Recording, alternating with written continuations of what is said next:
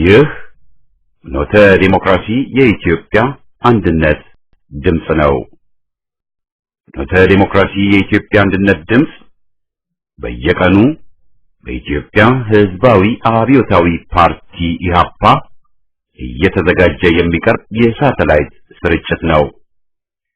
ስርጭታችን የሚተላለፈው በናይል ሳት 8 ዲግሪ ዌስት 11595 ሜጋሄርዝ ፍኖተ ዴሞክራሲ ሲሆን በኢንተርኔት በድረገጻችን fnote.org FINOTE.ORG በቀጥታ መከታተል ይቻላል።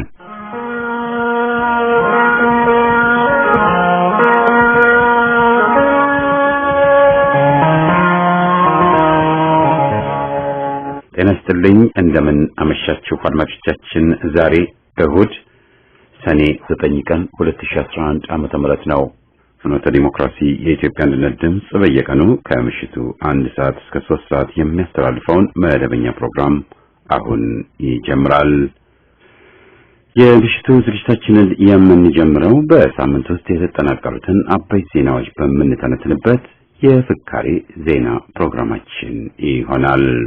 በማከታተልም ከዝግጅት ክፍላችን ባሳለፍነው ሳምንት ተላልፈው የነበሩ ሀተታዎችን በድጋሚ አሰምተን ክፍል 1 ፕሮግራማችን ይጠናቀቃል።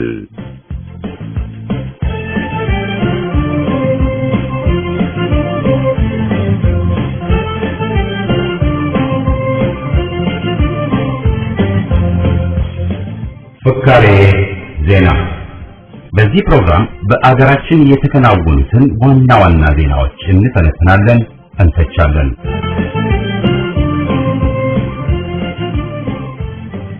ዘረኛው አገዛዝ ኢንተርኔት በመዝጋት የህዝብን ተቃውሞን ማፈን እንደማይችል እየተነገረ ነው። የአገዛዙ የሬዲዮና የቴሌቪዥን ጣቢያዎች የሶሻል ሚዲያዎችን ገንቢ ሚና ለመቅጨት ሰፊ ዘመቻ እያካሄዱ መሆኑ የሚታወስ ነው። ይህ ዘመቻ ባሳለፍነው ሳምንት በተከታታይ ለ4 ቀናት ኢንተርኔት እንዲቋረጥ መደረጉ በዘረኛው አገዛዝ ላይ እየተካሄዱ የሚገኙ የሐሳብ ልውውጦችን ለማፈን የተወሰደ እርምጃ መሆኑን በርካቶች ሲያስረዱ ተሰምቷል። በዕዳ ክምር ከዓለም ቀዳሚውን ስፍራ ከያዙት አገራት ተርታ የሆነችው ኢትዮጵያ በየሰዓቱ ከ5 ሚሊዮን ብር በላይ ማሳጣቱ ሲታወቅ በየቀኑ 4.5 ዶላር ኪሳራ ማድረሱም ታውቋል። የኢንተርኔትና የሳተላይት ሬዲዮ አፈናዎች ዘረኛና ፈላጭ ቆራጭ አገዛዞችን እድሜ ያሳጥራል እንጂ ህዝብን አያፍንም እየተባለ ነው።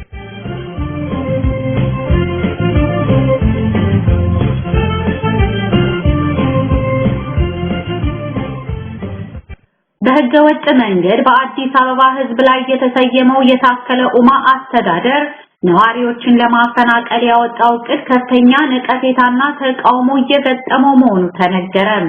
ከ7 ዓመትና ከዚያ በላይ የኖሩበት ቤት የተሰራ ነው በባለስልጣኖች ፈቃድ በህጋዊ መንገድ መሆኑን የሚገልጹት ነዋሪዎች በ15 ቀናት ውስጥ አፍርሰው እንዲሄዱ መመሪያ የተሰጣቸው መሆኑን ገልጸው ቀኑ ሲቃረብ ውጥረቱ እየጨመረ መሄዱን እየተናገሩ ይገኛሉ። ክረምት ሲመጣ ተጠብቆ ቤታችን አፍርሰን እንድንሄድ የተላለፈው መመሪያ በህገ ወጥ አካል የተሰጠ በመሆኑ ተቀባይነት የለውም በማለት ነዋሪዎቹ እየገለጹ ይገኛሉ። ቀደም ብሎ በለገጣፎም ሆነ በሌሎች የአዲስ አበባ ከተሞች ቤታቸው በተገኙበት በግሬደር የፈረሰባቸው ዜጎች እስካሁን ድረስ ሜዳ ላይ ወድቀው በመጽዋት የሚኖሩ ሲሆን የአዲስ አበባን የወንዝ ዳር አካባቢዎች ለማስዋብ ተብሎ ከ30,000 በላይ የሚሆኑ ዜጎች ከቤት ንብረታቸው እንደሚነሱ አገዛዙ የገለጸ መሆኑ ይታወቃል።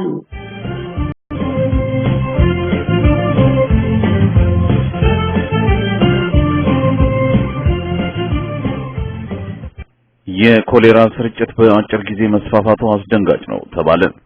የኮሌራ ስርጭት ከዚህ ቀደም ከታየባቸው አካባቢዎች በቅርቡ በሐረርጌ፣ በጋሞጎፋ፣ በወላይታ ወዘተ መከሰቱ አስደንጋጭነቱን እየጨመረው እንደሆነ እየተሰማ ነው። እስካሁን በሽታውን በተመለከተ ሊሰጥ የሚገባው ቅስቀሳ አለመጀመሩ የአገዛዙን ዳተኝነት አጋላጭ ነው ተብሏል። በሽታውን ለመከላከል መስጠት የሚገባው የመከላከያ ክትባትም እስካሁን በዘመቻ አለመጀመሩ የስርጭቱን አድማስ እያባበሰው ሊሄድ እንደሚችል ብዙዎች ያስረዳሉ። ይህ በእንዲህ እንዳለ በኡጋንዳ የተከሰተው ኢቦላ የተሰኘው ገዳይ በሽታ ወደ ሀገር ውስጥ ሊገባ ይችላል በሚል ስጋታቸውን በርካቶች ሲገልጹ ይሰማል።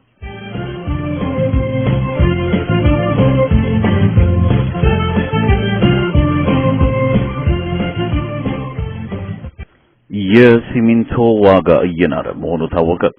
በዚህ ዓመት የኤሌክትሪክ ፈረቃ ከመታወጁ በፊትም ይከሰቱ የነበሩ መቆራረጦች ሆን ተብሎ ይደረጉ እንደነበር ከውስጥ አዋቂዎች ከተገኘው መረጃ መገንዘብ ተችሏል። የኤሌክትሪክ መቆራረጥ በይፋ በተገለጸበት ወቅት የሲሚንቶ ፋብሪካዎች 15 ቀን አምርተው 15 ቀን ከስራ ውጪ እንዲሆኑ የሚል መመሪያና ምንም የምርት መቀነስና የዋጋ ጭማሪ እንዳያደርጉ ማስጠንቀቂያ የተሰጣቸው መሆኑ የሚታወስ ነው ተብሏል።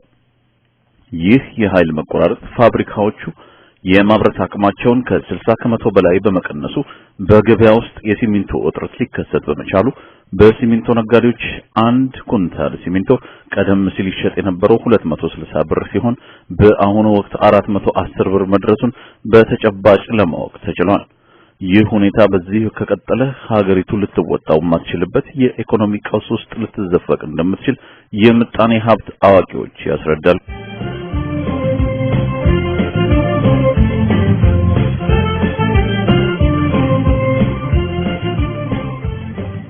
በአሜሪካ የሚገኘው የኦክላንድ ኢንስቲትዩት ተቋም ከጥቂት ቀናት በፊት ባወጣው የጥናት ዘገባ በደቡብ ኢትዮጵያ በኦሞ ወንዝ ሸለቆ ላይ ከ13 ዓመት በፊት የተገነባው ግድብ በአካባቢው ያሉ ማህበረሰቦችን ከፍተኛ ችግር ውስጥ የጣላቸው መሆኑን አረጋግጧል። ላለፉት 10 ዓመታት የተሰበሰቡ መረጃዎችን መሰረት አድርጎ የተዘጋጀው ይህ ጥናት ባሰፈረው ጭብጥ ለኤሌክትሪክ ማመንጫና ለስኳር ፋብሪካ የሸንኮራ አገዳ ምርት የተገነባው የግልገል ጊቤ 3 ግድብ በአካባቢው የሚኖሩ የቦዲ የሙርሲና የሰሜን ጉዌጉ ማህበረሰቦችን ለድህነትና ለረሃብ እንዲሁም ለግጭት መዳረጉን አጋልጧል። በአካባቢው የሚኖሩ ብሔረሰቦች ብዙዎቹ በእርሻ ስራ የሚተዳደሩና ከብት አርቢዎች መሆናቸውን ጥናቱ ገልጾ የመሬታቸው ምርታማነት ከወንዙ መሙላት ጋር መሆኑን ግልጽ አድርጓል። የጊቤ ወንዝ በክረምቱ ወራት በሚሞላበት ወቅት ደረቅ የሆነውን የአካባቢውን መሬት አጥለቅልቆ የሚተወው ደለል የተለያዩ የእህል ዘሮችን ለማብቀልም ሆነ ለከብቶቻቸው ምግብ የሚሆን የግጦሽ ሳር ለማብቀል ለዘመናት ምርታማ ሆኖ መቆየቱን ተቋሙ በጥናቱ አሳይቷል። በአሁኑ ወቅት የተሰራው ግድብ የወንዙን መሙላት በመቀነሱና የተቀረውንም ውሃ ለሸንኮራ አገዳ ተክል በመስኖ መልክ እንዲተላለፍ ለሰራቸው ምግብ ለማብቀልም ሆነ ለከብቶቻቸው የሳር ግጦሽ ማስጀት እንዳልቻሉ ዘገባው ይዘረዝራል። ያገዛዙ ባለስልጣኖች ግድቡን በየጊዜው እየከፈቱ ውሃ ለመልቀቅ ቃል ቢገቡም በቃላቸው ያልጸኑ በመሆናቸው መሬቱ በደለልም ሆነ በውሃ እጥረት ደርቆ ችግር ውስጥ እንደጣላቸው በርካታ ነዋሪዎች ለአጥኚዎቹ ተናግረዋል። አገዛዙ በማስገደድ ወደ ሰፈራ ጣቢያ የወሰዳቸው የማህበረሰቡ አባላት ጣቢያውን እየለቀቁ መውጣታቸውና መስጠት የጀመረውን እህልም እንዳስቀረባቸው ይናገራሉ።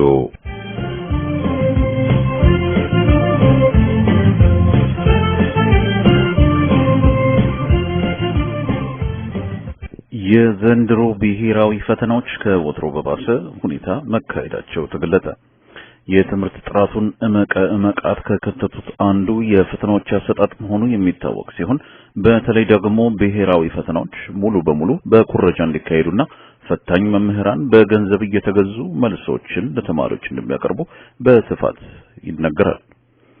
በአዲስ አበባ ዳጎስ ያለ ክፍያ የሚያስከፍሉ ትምህርት ቤቶች አብዛኛዎቹ በገንዘብ ፈተና ለማሰረቅና ፈተናዎችን አሰርተው ለተማሪዎቻቸው እንዲታደሉ እንደሚያደርጉ ለጉዳዩ ቅርበት ካላቸው ወገኖች መገንዘብ ተችሏል። ይህ ሁኔታ ዘንድሮ ተባብሶ መቀጠሉን ከተለያዩ የመፈተኛ ጣቢያዎች ከተገኙ መረጃዎች መገንዘብ ተችሏል። ይህ በእንዲህ እንዳለ በምዕራብ ወለጋ ተማሪዎች በፈተና ጣቢያዎች አለመገኘታቸው የታወቀ ሲሆን ከአንዳንድ ምንጮች ከተገኘው መረጃ መገንዘብ የተቻለው በአካባቢው መረጋጋት ባለመኖሩ ትምህርት ቤቶች ተዘግተው በመክረማቸው ተማሪዎች ሳይማሩ እንዲፈተኑ መታሰቡ አሳዛኝ መሆኑን ብዙዎች ሲናገሩ ተደምጠዋል።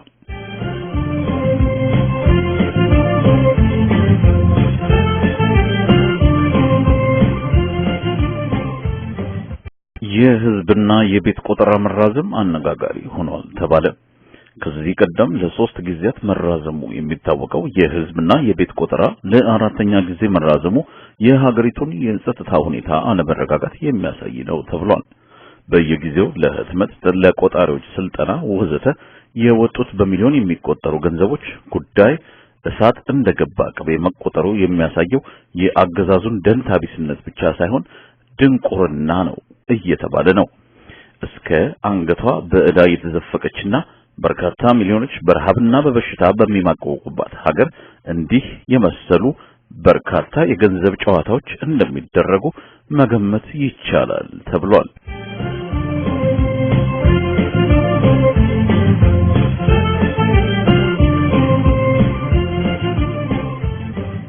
የአልሸባብና እስላማዊ መንግስት የሚባሉት አሸባሪ ድርጅቶች እንቅስቃሴ አሳሳቢነት እየጨመረ መሆኑ ተሰማ።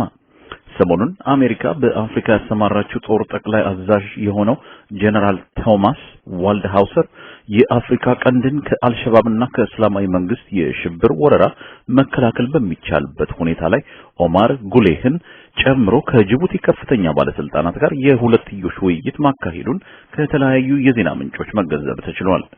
አሜሪካ በተለያዩ ጊዜያት አልሸባብን ድምጥማጡን ማጥፋቷን በትለፍፍም በተጨባጭ እየታየ ያለው ግን የአልሸባብ መጠናከር ሲሆን ለዚሁ ሰበቡ የአሜሪካ ያረጅና ያፈጀ ሰላምን ለማስከበር እሳትን በእሳት የማጥፋት ድንቁርና እንደሆነ ብዙዎች ያስረዳሉ። የአሜሪካው ጀነራል ከጅቡቲ ከፍተኛ ባለስልጣናት ጋር እንዲወያይ ያደረገው በአፍሪካ ቀንድ ኢትዮጵያን ጨምሮ የአልሸባብና እስላማዊ መንግስት እንቅስቃሴዎች በመታየታቸው ሊሆን እንደሚችል የፖለቲካ አዋቂዎች ጠንከር ያለ ጥርጣሬያቸውን ሲሰነዝሩ ይሰማል።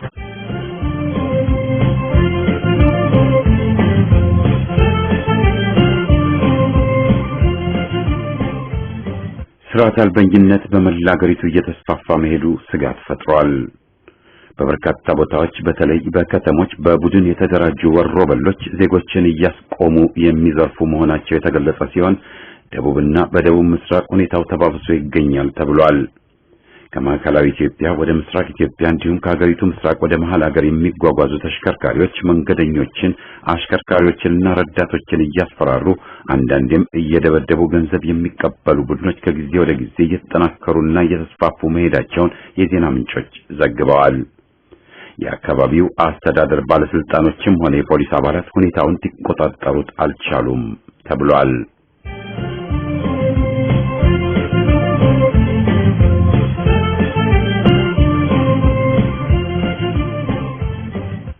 የውጭ አገር ዜጎች ላይ ያነጣጠሩ ግድያዎች እየተባባሱ መሆናቸው በትኩረት ሊታይ ይገባል ተባለ። በቅርቡ በደብረ ዘይት አንድ የ43 ዓመት ህንዳዊ በመኖሪያ ቤቱ አቅራቢያ ተገሎ መገኘቱ የውጭ አገር ዜጎችን በአጠቃላይ ማስደንገጡን ለማወቅ ተችሏል። ይህ ህንዳዊ በአንድ ካኖሪያ አፍሪካ ቴክስታይል በተባለ ኩባንያ ውስጥ በሂሳብ ሰራተኝነት እየሰራ እንደነበር የታወቀ ሲሆን ገዳዮቹ ስልኩን በመውሰዳቸው ማጅራት መቾች ሳይሆኑ እንደማይቀር እየተነገረ ነው።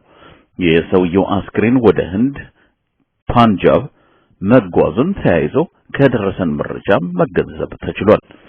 የውጪ ዜጋው ሲገደል ይህ ህንዳዊ የመጀመሪያ እንዳልሆነና በነጆ አንድ ጃፓናዊና አንድ ህንዳዊ አምና ዳንጎቴ የተባለው ሲሚንቶ ፋብሪካ ስራ አስኪያጅ የሆኑት ህንዳዊው ለአብነት የሚጠቀሱ ሲሆኑ ሁኔታው የውጭ ሀገር ዜጎችን እንቅስቃሴ ሊገታ እንደሚችልና የሀገር ጎብኚዎችን ቁጥር በእጅጉ ሊቀንስ ይችላል የሚል ስጋት መደቀኑ በርካቶች ያስረዳሉ።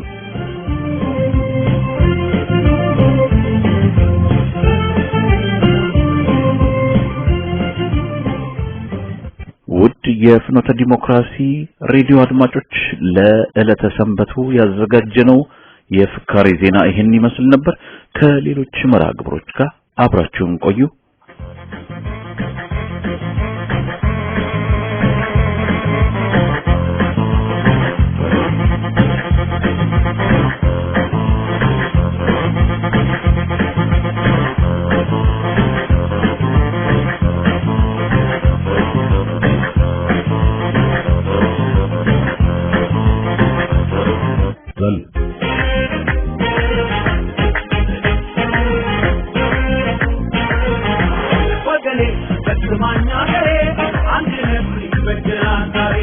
Wagale, ፈጽማኛ ሀገሬ አንድነት በጀናን ዛሬ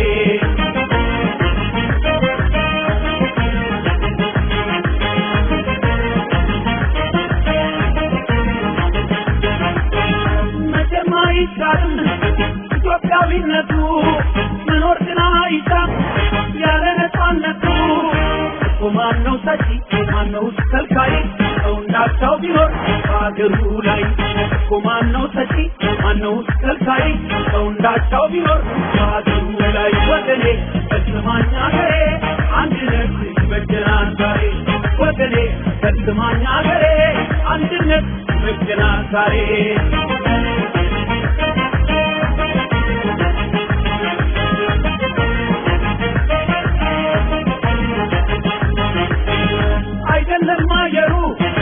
አይደለም ተራራው ይርም የሚያበራው አገር ማለት ሰው ወዱ ያደረ ወዳጁን እየረሳ ነፃነት ምኑ ነው ነገር ሲወሳ ወዱ ያደረ ወዳጁን እየረሳ ነፃነት ምኑ ነው ነገር ሲወሳ ወገኔ ፈጽማኛ ሀገሬ አንድነት በጀናን ዛሬ ወገኔ ፈጽማኛ ሀገሬ አንድነት በጀናን ዛሬ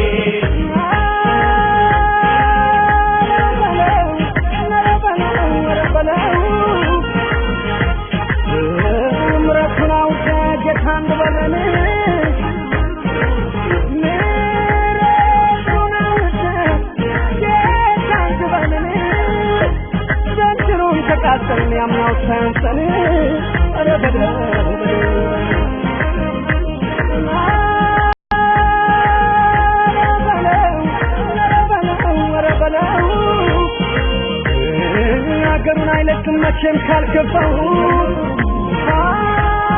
አገሩን አይለቅም መቼም ካልገባው የራሱ ካልደላው የሰው የራስ ነው ኧረ በለው ከፍኖተ ዲሞክራሲ ጋር ለሚደረጉ ግንኙነቶች በመልእክት ሳጥን ቁጥር 73337 ዋሽንግተን ዲሲ 20056 ዩኤስኤ በኢሜል አድራሻችን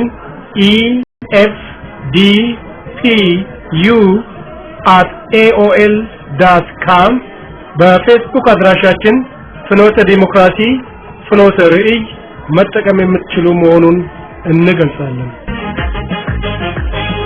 አገሩን አይለቅም መቼም ካልገባው የራሱ ካልደላው የሰው የራስ ነው ልቡንም መናገር መኖር ሲያቅተው ያኔ ነው ባገሩ የተሰደደው ልቡንም መናገር መኖር ሲያቅተው ያኔ ነው ባገሩ የተሰደደው ወገኔ ፈጽማኛ ሀገሬ አንድነት በጀናን ዛሬ ወገኔ ፈጽማኛ ሀገሬ የጸና የቀጠለ ትግል አሸናፊ ይሆናል።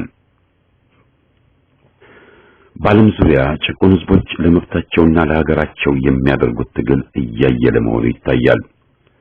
ቆራጥ፣ ጽኑ፣ መራራና ሁለገብ ትግል አመጽ ጊዜው አልፎበታል ሊሉን የሚቃጡ ፈሪሳውያን ሁሉ የሚያፍሩበት ጊዜ መጥቷል።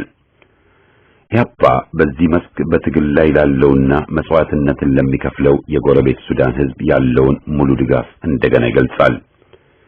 የጊዜያዊ ወታደራዊ መንግስትን መዘዝ ከኢትዮጵያ ተመክሮ ያውቀዋልና ከዚህ በፊትም በወታደራዊ አምባገነኖች ተገዝቶ ተቀጥቅጦ የቆየው የሱዳን ህዝብ የሲቪል የሽግግር መንግስት ብሎ መጽናቱና ከፍተኛ መስዋዕት ቢከፍልም ትግል መቀጠሉ ለሁሉም አርአያ የሆነ መምጣቱን ማንም የሚክደው አይደለም። በውጭ ሀገር ያለው የሱዳን ዜጋም ለገዢዎች ማደግደግ ሳይሆን የሚታገለውን ህዝብ በመዋጮና በሁሉም መስክ መደገፉ ቢያንስ ከሌሎች ሲነጻጸር የተሻለ መሆኑንም አስመስክሯል።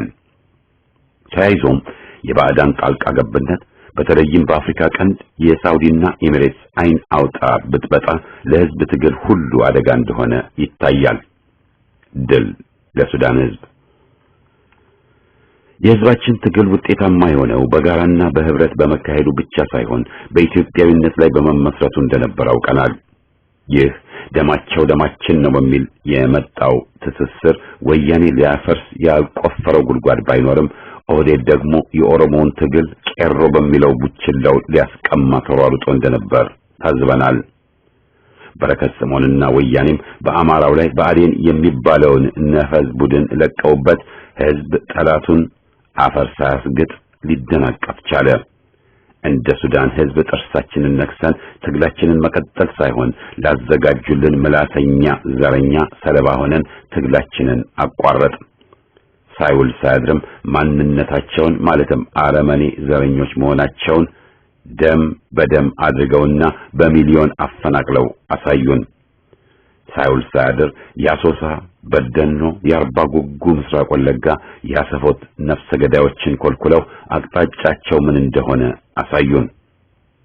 ሊደግፏቸው የተጣደፉት የዋሆችም ሆነ ከሃዲዎች ይኸው ዛሬ ካፈርኩ አይመልሰኝ በሚል የደረቁ አንዳንዶች ቢኖሩም ብዙዎቹ በህዝብና በሀገር ላይ በደል መፈጸማቸውን ማመን ተገደዋል።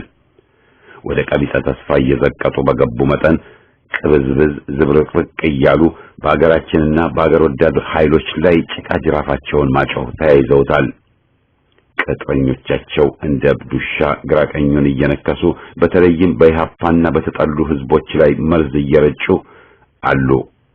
በድርጅቱ ላይ የሚነዙት ሐሰት ምንም አዲስነት ባይኖረውም ዛሬ የተያዘው ኦነግን መሪዎች ሁሉ የወያኔ መሪዎች ሳይቀሩ ኢህአፓ ነበሩ ብሎ በጠራራ ፀሐይ መቀደዳቸው ምንኛ እንደከሰሩ ምስክር ሆኗል። ማንም የወያኔ ሆነ የኦነግ መሪ ኢህአፓ ሆኖ እንደማያውቅ የሚታወቅ ነው። ድርጅቱ በሰፊው ከየአቅጣጫው መልምሎ ያታገለ የህብረ ብሔር ድርጅት እንደመሆኑ መጠን በውስጡ ዛሬ ርካሽ የሆኑ ግለሰቦች ቢያልፉበት አይጠየቅም፣ ጥፋቱ አይደለምና። በጥናት ግን ኢትዮጵያዊነቱን ጠብቆ የታገለ ድርጅት እንደመሆኑ መጠንም ህዝብን ድጋፍ ያገኘ ለመሆኑ ምን ቢቆርጣቸው መቀበል የተገደዱት ሐቅ ነው። በሽባ አንጎላቸውና ሸንካላ አቋማቸው ተሰባስበው በድርጅቱም ላይ ሆነ በኢትዮጵያ ላይ የሚሰልቁት ሁሉ የምጣቸው ቆሻሻ ነው። ሞኝ የያዘው ፈሊጥ ውሻ የደፋው ሊጥ እንድንላቸው ግድ ሆኗል። ኢትዮጵያም ሆነ የሱዳን ህዝብ ትግል ድል እንዳያገኝ የሚመኙት ባዕዳን እነዚህ ታላላቅ አገሮች የራሳቸው ህዝባዊ መንግስት ሊያገኙ ከቻሉ ለወራሪዎችና በዝባዦች እንደማያመቹ በማወቃቸው ነው። የሱዳኑ በሽር ለሳውዲና ኤሚሬትስ ያደረና በየመን ጥፋት ልክ እንደ ሻዕቢያ የተሳተፈ በመሆኑ ብሔራዊ የሱዳን መንግስት መጥቶ የግብጽና የእነዚህ አረብ አገሮች አልፎም የምዕራባውያንን ጥቅም እንዳይጎዳ ይፈልጋሉ። ለዚህም ነው ከወታደራዊው አገዛዝ በስተጀርባ ቆመው በለው ፍጀው እያሉ ያሉት። ይህ ምን ውጤት እንደሚያስገኝላቸው ግልጽ ባይሆንም ጀነራሎች የተከፋፈሉ መሆኑ ቢታየም የሱዳንን ህዝብ ግን እየፈጁ መሆናቸው ገሃድ ሆኗል። በኢትዮጵያ የመጣው ተመሳሳይ ሲሆን የህዝብ ትግል ሊቋረጥ መቻሉ ግን በኢትዮጵያ በለስ ቀንቷቸዋል የሚያሰኝ ሆኗል። ይህም ድክመታችን ነው። የኢትዮጵያ ምሁራን የትግል ታሪካቸውን አቆሽሸው በየዩኒቨርሲቲው የሚገዳደሉ ከሆኑ ውሎ ያደረ ሲሆን ለመለስ ዜናዊም አጎንብሰው መገዛታቸው ምስጢር አይደለም። ሹሞቹ በነቂስ የወያኔ መጋዣዎች እንደነበሩ ማን ይረሳል? ምሁር አክቲቪስቶች የዚህ ቃል ትርጉሙ ምን ይሆን የተባሉት ቀና ሳይሆን ጎበጥ ሰፋ ሳይሆን ጠበብ ብለው ለወያኔ ማመቸት ብቻ ሳይሆን የዘረኝነት አቀንቃኝ ሆነው ለወያኔ 27 ዓመታት ግፍ ቤንዚን የሰጡ መሆናቸውን ሁላችንም ታዝበናል። በስልጡን ፖለቲካና ሰላም ስም ተጎንበሱ ተገዙ ያሉን ዛሬም ለመጡት ሹሞች አወዳሽ ገንዘብ ሰብሳቢና ስንዝሮዎች ሆነው ይገኛሉ። ጊዜ ለሁሉም ሰጥተን ክቡ ጊዜ ጫኑብን። ልባቸውም ሰባ። እንደ ህዝብ ያጠቁን ይሰድቡንም ጀመሩ። የሰው እንቁላሎችም ከባህር ተመልሰው ጌዲዮ፣ ቡራዩ፣ ለገጣፎ፣ አጣዬን ወዘተ ወለዱብን።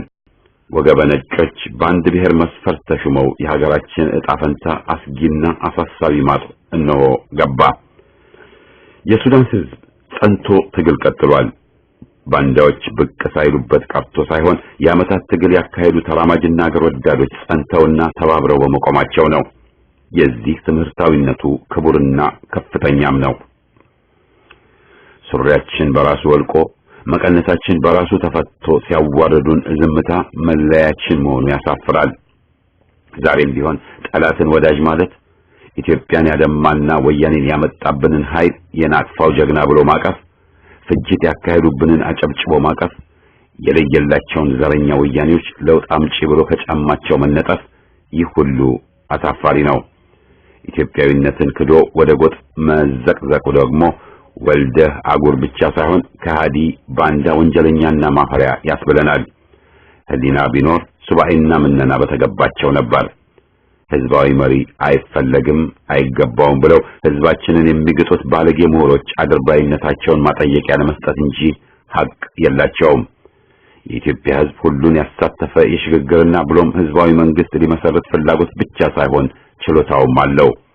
የማይፈልገው የጭቆናና ዘረኝነትን መቀጠል ብቻ ነው። የማይፈልገው ወያኔ ኢህአዴግን ነው። ነገረ ብዙ ሹሞቹንም ከጽንፈኞቹና ባለሜንጫዎቹ የተለዩ ናቸው ብሎ ህዝብን ለመሞገት መነሳት ከንቱ መወላገድ ነው። እሳት ካየው ምን ለየው ናቸው ሁሉም። በህዝብ ትግል የተፈቱት ዛሬ ከዘረኞቹ ጎራ ተኮልኩለው የለ የሚያገጡብን ወፈገስቶች ሁሉ እንደ ወያኔ መሐይሞች ምሁር ዶክተር በሉን በሚል ሊፈነጩብንስ ተነስተው የለ። ፈረንጆች ብዙ የቀየረ ሲመስል ተመልሶ ያው ነው የሚል አባባል አላቸው። ስለ ሹሞቹ ብዙ ሐሰት ተጠንጥኗል። ግን የተለወጠው ምትሃት ነው፣ በተጨባጭ አይታየም። ፈረንጆቹ የሚለፍፉለትን በየቋንቋቸው ማፋለስና ማጋለጥ ያስፈልጋል። ሁሉን የፖለቲካ እስረኞች ፈቱ ይላሉ፣ ውሸት ነው። ጸረ ህዝብ አዋጆቹን ህጎቹን ሻሩ ይሉናል፣ ሌላ ውሸት ነው። የወያኔ የጎሳ ክልል ፌዴራሊዝም ህገ መንግስት ተብዬ ማንም አልነካውም አይነካምም ተብለናል። በግብረ ሰናይ ድርጅቶች ላይ የተጫነው ህገ ወጥ አዋጅ አልተሻረም። ኢህአዴግ አልፈረሰም። ማሰቃያና ማጎሪያዎች አልተዘጉም። ወጠኝነት ያገዛዙ መለያ ሆኖ ቀጠለ እንጂ አልተወገደም። የፈረቃ አገዛዝ እንጂ ድህነትን ሊቀርፍ የተነሳ የህዝብ መንግስት ገና አላገኘንም። በኢኮኖሚ መስክ ለአሜሪካ ካፒታሊዝም ለሰው በላ ስርዓትና ብዝበዛ አሰናዱን እንጂ ህብረተሰባዊ ዴሞክራሲን ወይም ቅይጥ ኢኮኖሚን ሊያሰፍኑ የሚጥሩ አለመሆናቸውን አፋቸውን ሞልተው ነግረውናል። በሚሊዮን ደረጃ ተፈናቅለናል፣ በሚሊዮን ደረጃ ተርበናል፣ ደህይተናል፣ ማቀናል። ያለንበት ሁኔታ ይህ ነው። ሹሞቹ ተሸትረው ስለፈነደቁ የህዝብ ሰቆቃ ጠፋ ማለት አይደለም። ህዝብ ራሱን ካከበረና ለመብቱ ሊዋደቅ ከቆረጠ ማንም አያቸንፈውም። ሸብረክን ካበዛና መደናገርን ከመረጠ ግን መቼም ግቡን አያሟላም። ሹሞቹ ወደ እልቂትና ሀገር አጥፊ ረግረግ እየወሰዱን ነው። በዚህ ላይ ብዥታ ሀገር ያሳጣናል። በጋራ እንታገል። የቅርብ የሩቅ ጠላቶቻችንን አውቀን ኢትዮጵያዊነትን አስቀድመን በቁርጥና በቀጣይነት እንታገል። የጎረቤት ሱዳንንም ህዝብ በቆራጥ ትግል እናጅበውና የእድገት፣ የሰላም፣ የነጻነትን አፍሪካ አካባቢ በትግላችን እውን እናድርግ። ለሽግግር መንግስት ትግላችን ተፋፍሞ ይቀጥል። ኢትዮጵያዊነት ይቅደም። ከሃዲዎችን እናሳፍር፣ እናስወግድ።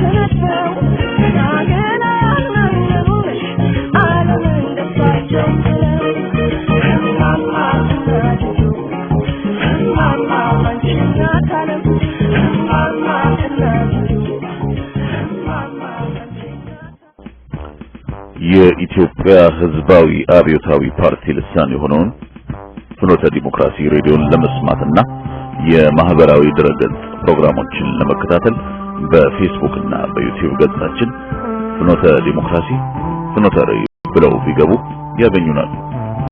እንዲሁም የሬዲዮ ፕሮግራማችንን በቀጥታ ለመስማትና ሬዲዮናችንን ለመርዳት www.fnote.org መጠቀም ይችላሉ። ለምን እንታገላለን? የኢትዮጵያ ሕዝብም ሆነ ከሕዝብ ጋር በመወገን የዘመናት ትግል ያካሄደ ውድ ሕይወትንም ጭምር መስዋዕትነት በከፈሉበትና ዛሬም እየከፈሉ ባሉበት ጊዜ የኋልየሽ ተመልሶ ለምን እንታገላለን የሚል ጥያቄ ለውይይት ማቅረቡ ግራ ሊያጋባ ይችላል። ታዲያ ግራ ማጋባቱ እንዲወገድ ብቻ ሳይሆን የሕዝባችን የዘመናት ትግል በየጊዜው ከጠላት የሚሰነዘርበትን ጥቃት በሚገባ እንዲቋቋም ብሎም ሕዝባዊ ትግሉ ድል እንዲመታ ከተፈለገ ይህ ጥያቄ በሚገባ መታየት ሁነኛ ምላሽ ማግኘት ይኖርበታል። ለዚህ መሰረታዊ ጥያቄ የሚኖርን ምላሽም በሕዝባችን ውስጥ ሰርጾ ተገቢውን ግንዛቤ ካላገኘና ቁሳካላዊ ኃይል መሆን ካልቻለ ሕዝባዊ ድል የሚታሰብ አይሆንም። ይህ ጥያቄ በአግባብ ካልተመለሰም ከነማን ጋር ተጎዳጅተንና አብረን እነማንን ጥለን እናስወግደን መጓዝ ይቻላል የሚለውም ጥያቄ መልስ አያገኝም። ይህ ሊሆን ባልቻለበትም ሁናቴ ትግሉ እዚህም እዚያም የሚንጠባጠቡ በፍርሃትና በጊዜያዊ የግል ጥቅም የተዋጡ ግለሰቦች መታጎሪያ ጉሮኖ ከመሆን አልፈም ወዳጅን ከጠላት ግርዱን ከምርት መለየትም አይቻልም። ለምን እንታገላለን ስንል በመጀመሪያ አንደኛ ዲሞክራሲያዊና ፍትሃዊ ለሆነ ህብረተሰብ መፈጠር ነው።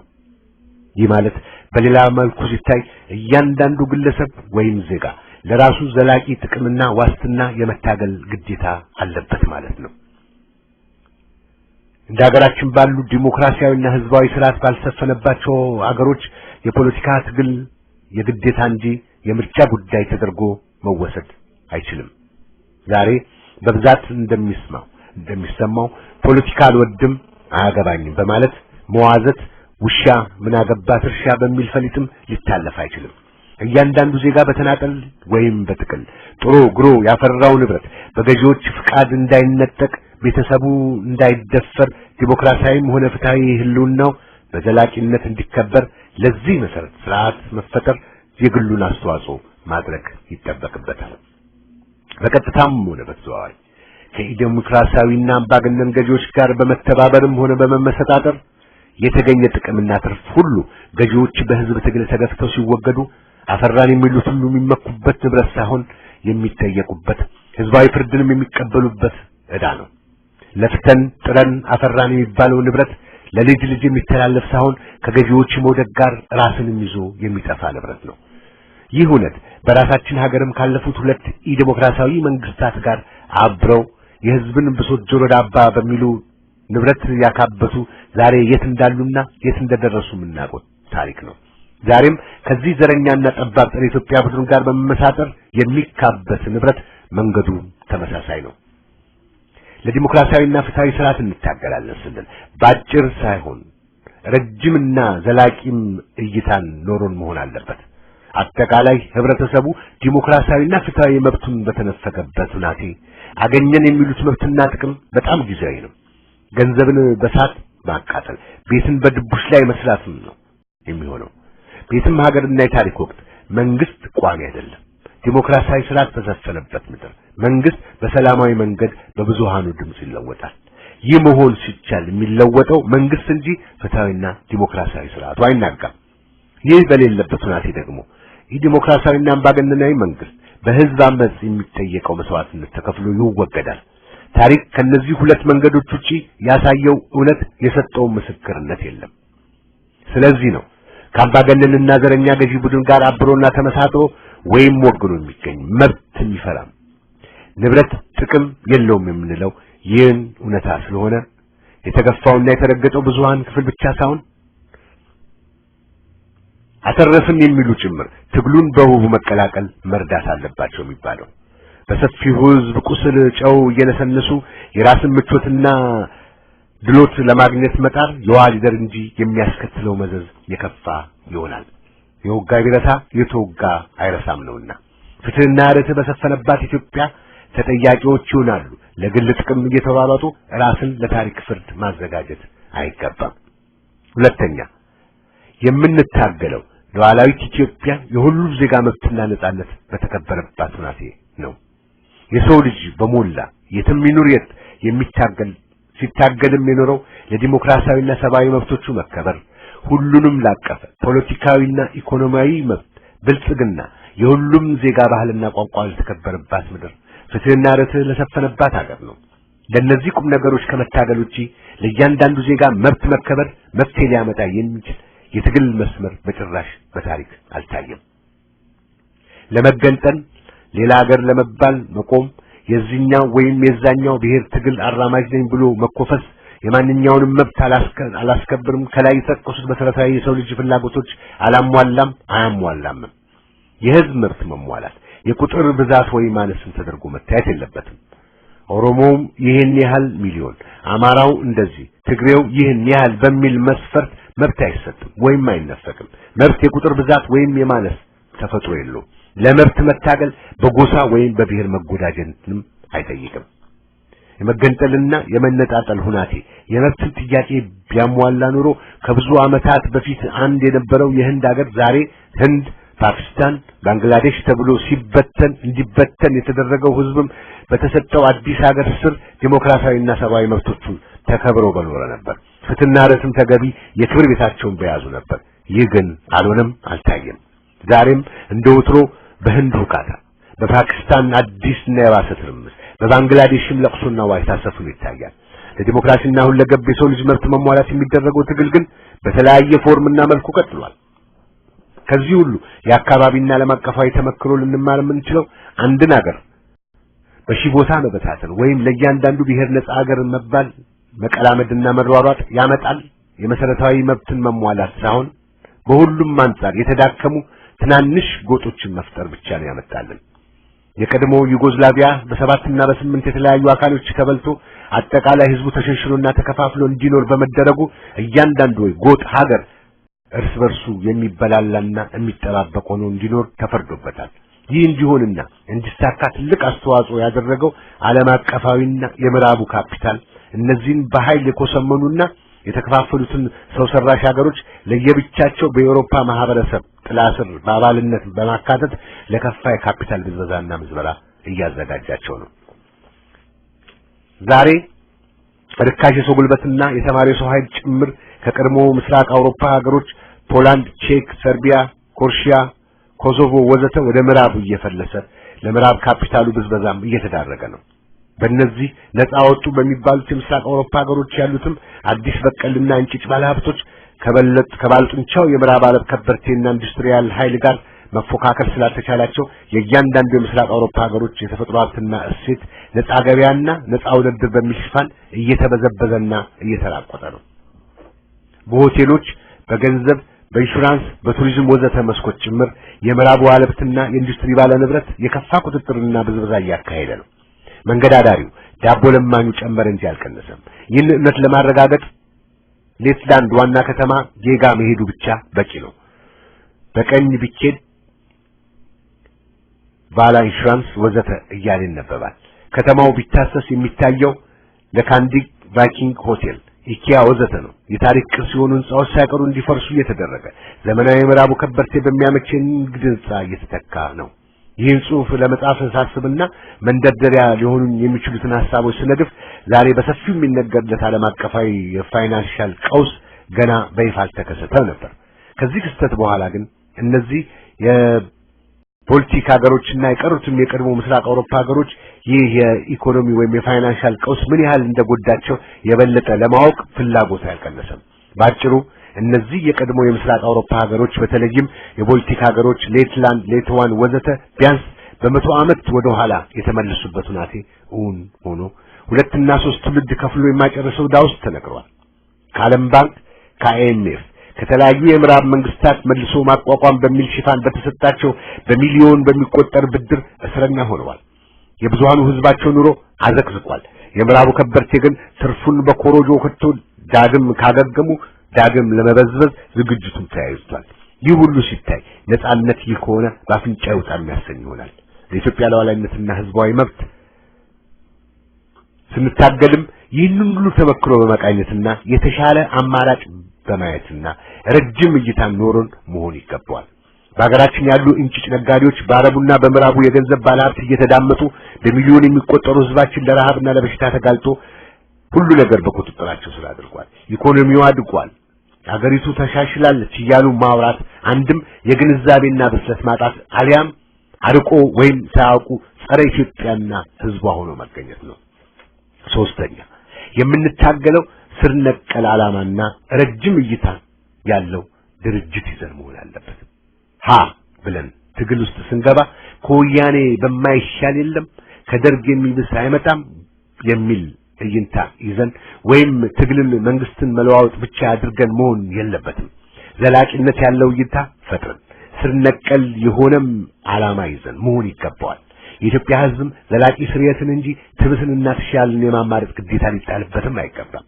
ዋናው ቁም ነገር ግን አንድ ሀገር በማንኛውም የታሪክ ወቅት ችግር አለበት ከተባለ ችግሩን ለመፍታት የመጀመሪያው ጥያቄ ሆኖ የሚቀርበው የድርጅት ጉዳይ ነው። ብቃት ያለው የህዝብ ትግል ሊመራ የሚችል ድርጅት ከሌለ ነጻነት፣ ዴሞክራሲያዊና ፍትሃዊ ስርዓት የሀገር ህልውናና ሉዓላዊነትም የሚታሰቡ አይሆንም። ለማጥፋትም ለማልማትም የድርጅት ጉዳይ ቁልፍ ነው። ወያኔ ሲፈጠር ጀምሮ ጸረ ኢትዮጵያና ጸረ ዲሞክራሲያዊ ድርጅት ነው። መካድ የማይችለው እውነት ግን ይህ ዘረኛና ጸረ ኢትዮጵያ ኃይል ዛሬ በጋድ ለምናየው አጥፊ ተግባር የደረሰው ለአጥፊ ዓላማውና ተግባሩ ተደራጅቶ መሆኑን ነው።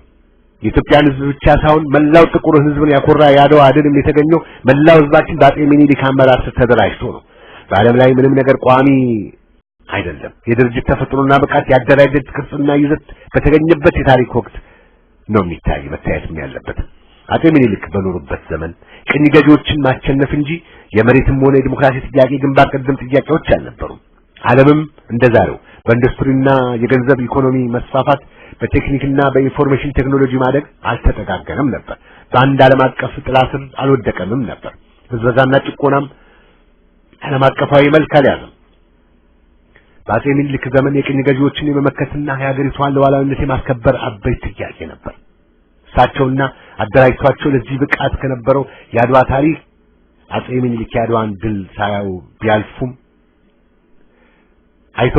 እንኳን ያነሱት ጥያቄ ቅኝ ገዢዎችን መታገል የሚለው በራሱ የታሪክ ቦታ የሚሰጣቸው ነው። የሚቀጥለው ትውልድም ያንን መፈክር ይዞ ፈለጉን ተከትሎ መታገል ግዴታው ነው። በፖለቲካም ሆነ ማንኛውም ትግል ጥያቄውን መፍታት ብቻ ሳይሆን የችግሩን ተፈጥሮ በደንብ ማስቀመጥና ለህዝቡ የትግሉን ጎዳና ማሳየት በራሱ ትልቅ ስራ ነው። ወደ አፄ ኃይለ ሥላሴ ዘመን ስንገባም ደግሞ የመሬት ጥያቄ ቁልፍ ጥያቄ ነበር። 95% የሆነው ህዝብ በራሱ ሀገር መሬት አልባ ንብረት ኦና የሆነበት በጥቂት የመሬት ባለቤቶች እንደ ከብት የተነዳበት ለረሃብና ህልቆ መስፈርት ለሌለው ገባርነት የተጋለጠበት ዘመን ነበር። ንጉሱ የዚህን ሁኔታ አንገብጋቢነት ከተራዘመም ለሀገሪቱ ሁሉናም ጭምር አስጊ መሆኑን ሳይቀበሉና መፍትሄ ሳይሹ ሞአንበሳ ዘምነገደ ይሁዳ ስዩመ እግዚአብሔር እንዳሉ ባየነው መንገድ 80 ዓመታቸውን አክብረው ሄደዋል። ከዚያም በኋላ ወታደራዊ መንግስት ኢትዮጵያ ትቅደም ካለምንም ደም የሚለው መፈክር አንግቦ ቀጠል አድርጎም ሄደች ያሉ ጋራውን ሶሻሊስቱን በማለት ዘውድ የማይታይበት ስልጣን ኮርቻ ላይ ተሰየመ። ስር ነቀልነት ያለው የመሬት አዋጅ ቢያውጅም የመሬት ባለቤትነት ጸጋ በዲሞክራሲያዊና ህዝባዊ መንግስት ካልታጀበ ዋጋ የለውም ያሉት ላይ ጥርስ ነክሶ በጣም እየተጣደፈም ራሱን ከኢሳፓኮ ወደ ኢሰፓ አሸጋገረ። በየቀበሌው በጓድ መንግስቱ መሪነት አብዮቱ በድል ይመራል የሚል መዝሙር ተዘመረ። ቀን ውሎ ሳያድር ይህ መንግስት እስከዛሬ በቋሚነት የሚያገለግሉ ጥያቄዎች መሬት ላራሹ፣ ህዝባዊ መንግስት፣ የዲሞክራሲ ጥያቄ ያለገደብ፣ ፍትህ ይከበር የሚሉትን ጥያቄዎችን አንግቦ በተነሳ ላይ የምጽአት በትሩን አወረደ። ካለምንም እንደ ኢትዮጵያ ትግል መፈክሩን በቀይ ሽብር ለወጠ። ከዚያም በኋላ በዝርዝር ባናቆም የሆነው ሁሉ ሆኖ ያ መንግስት ከስልጣን ተወገደ። ከላይ የተጠቀሱትና ዛሬም እየታገሉ ያሉት ጥያቄዎች እንዳሉ ሆኖ ደርግ በወያኔ ተተካ። እነዚህም እንደ ደርግ እነዚህ ጥያቄዎች መልስ ካላገኙ ድርድር ውስጥ ሳይገባ የሚታሰብም አይሆንም ባለው ላይ ኃይል ከሜዳ ጀምሮ ተረባረቡ። ብዙዎቹን ገደሉ፣ ገሚሶቹን አቆሉ፣ ደብዛቸውን አጠፉ። ገና የአባይን ድልድይ ሳይሻገሩ በውጭ ሀገር እንኳን ጸረ ኢትዮጵያ ኃይል ነው ወደ ኢትዮጵያ እየገባ እየገሰገሰ ያለው እየተባለ ወረቀት ሲበተን አንዳንዶቹ በአገር ቤትም በጎበዝ አለቃም ተካተ ሀገርን አድን የሚል ጥሪ ሲስተጋባ ገና መቼ ታዩ፣ ይኸው ልጆች ናቸው ጊዜ ሰጣቸው የሚለው በዛ። ሳወድ በግድ የተወናበደው ስለጨመረ ጊዜ ያገኙ። ማይፈጸምና ሊታሰብ የማይችል በደል በሀገርና በትውልድ ላይ ፈጸሙ፣ ዛሬም እየፈጸሙ ናቸው። ስለዚህ ዛሬም እንደ ድሮ የድርጅት ጥያቄ ቁልፍ ስለሆነም በቀጣዩ ጉዟችን ወደዚህ ጥያቄ ደጋግመን የምንመጣበት ይሆናል።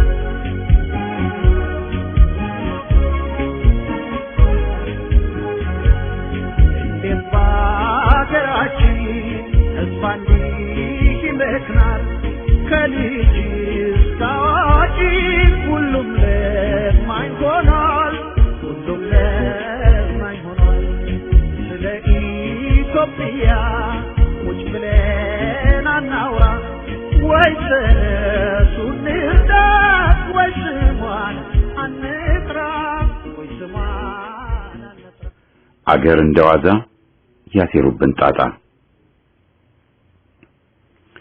አገራችን ኢትዮጵያን ድራሿን ሊያጠፏትና ማንነቷንም ሊሰርዙ ያቀዱ ኃይሎች ለስልጣን በቅተዋል። አገርን ማጣት የሚያስከትለው መከራና ሰቆቃ ቀላል አይደለም። ጀግኖች አገር ወዳዶች እስካሉ ድረስ አገር ሊነጥቁን የሚሞክሩት ውሎ አድሮ መሸነፋቸው የማይቀር ቢሆንም በጥፋት ሂደታቸው ግን አገርንም ሕዝብንም ባያሌው ይጎዳሉ።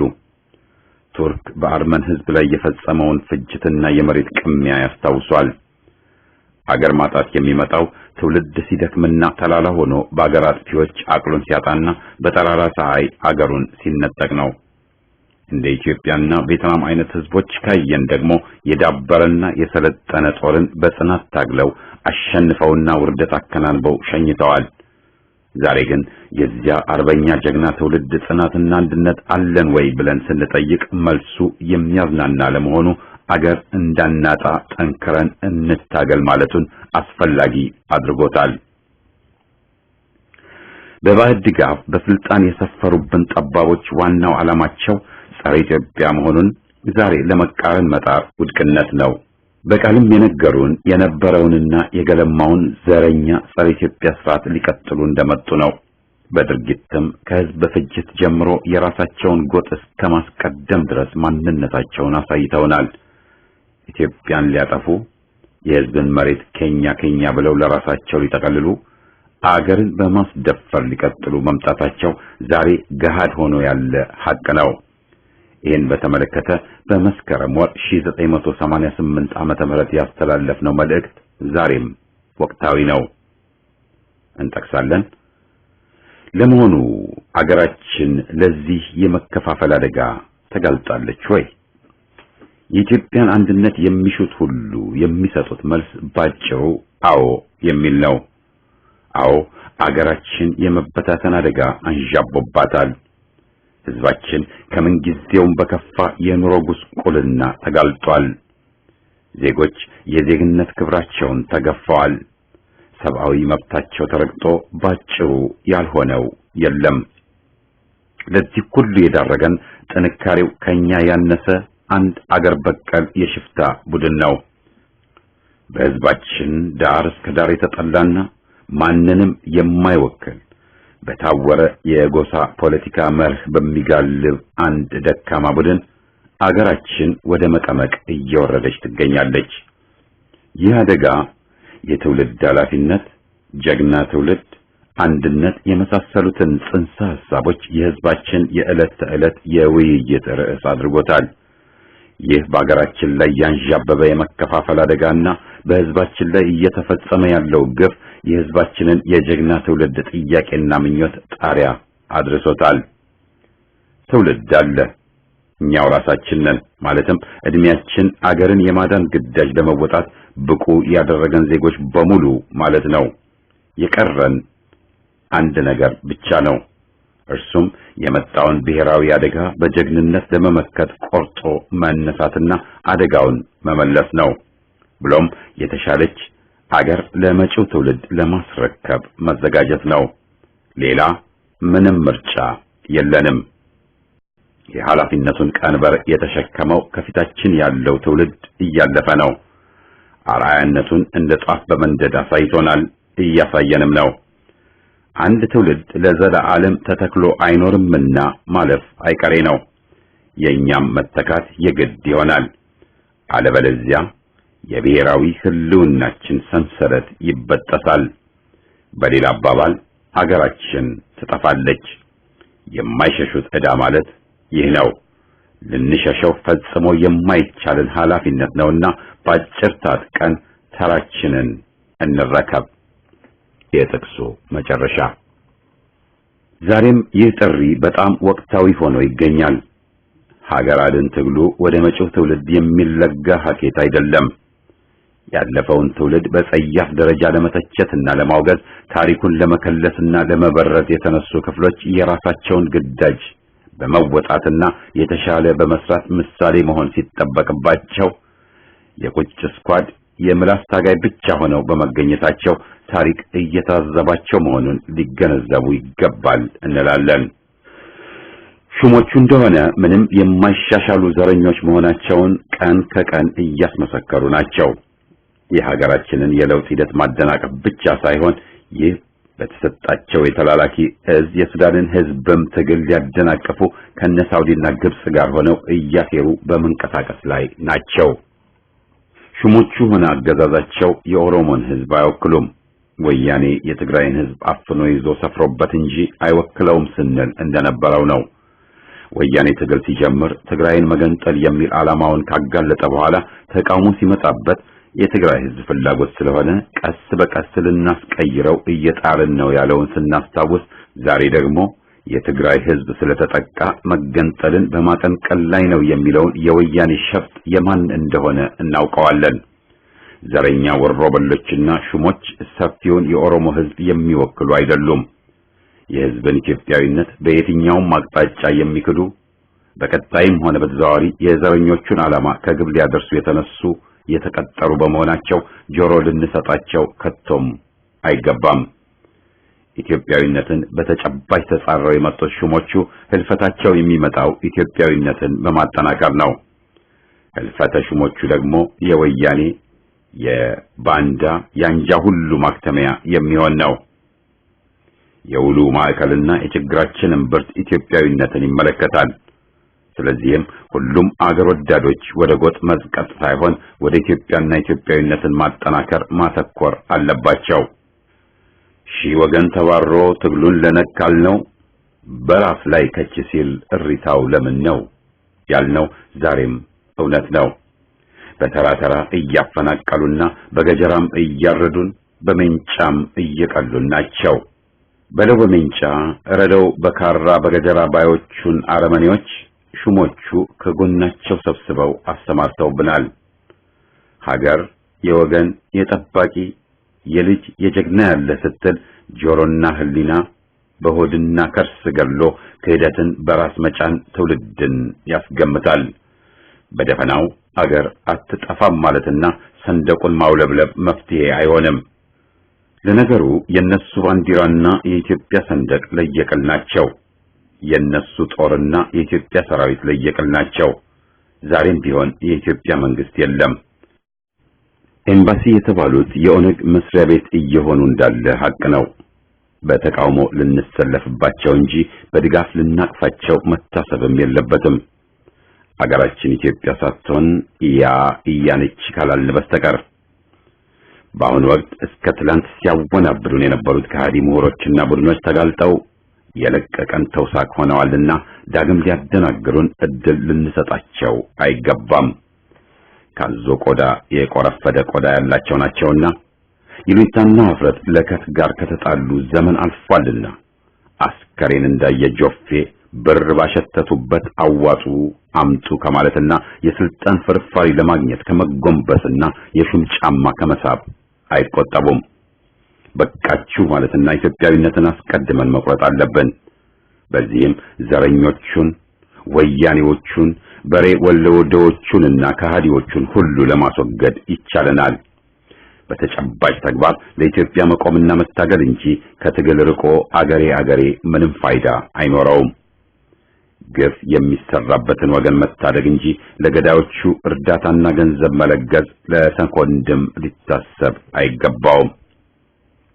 ምሁር ሳይሆን ድፍን ቅል ባንዳ ፕሮፌሰር ምሁር ነን ለሚሉት ጆሮን ሳይሆን ጥብቅ ውግዘትን እንስጣቸው። ዋናው ግን በሁሉም መስክና ፈርጅ ተደራጅተን ጸረ ኢትዮጵያ ዘረኞችን እናደባይ። ኢትዮጵያዊነት ያሸንፋል። ውድቀት ለወያኔ ኢህአዴግ። ከያፓ ጎን እንሰለፍ።